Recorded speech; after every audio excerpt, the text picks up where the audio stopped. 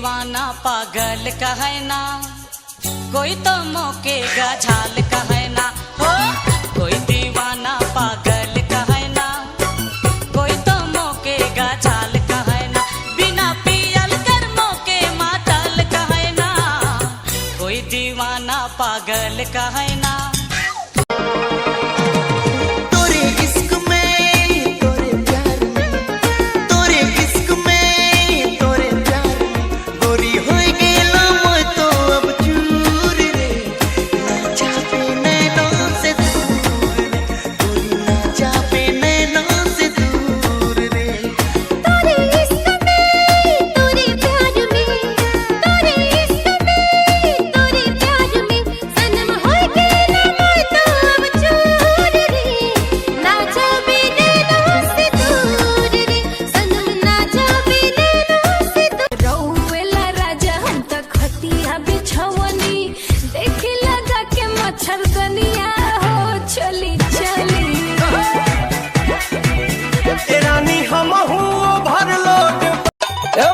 सुनिए क्या?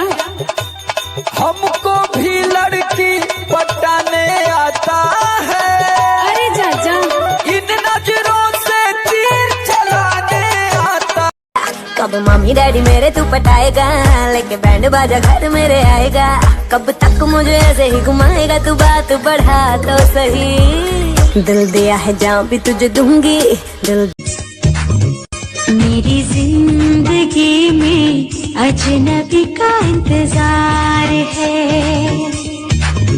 मैं क्या करूं अजनबी से। नैनों से बेहतर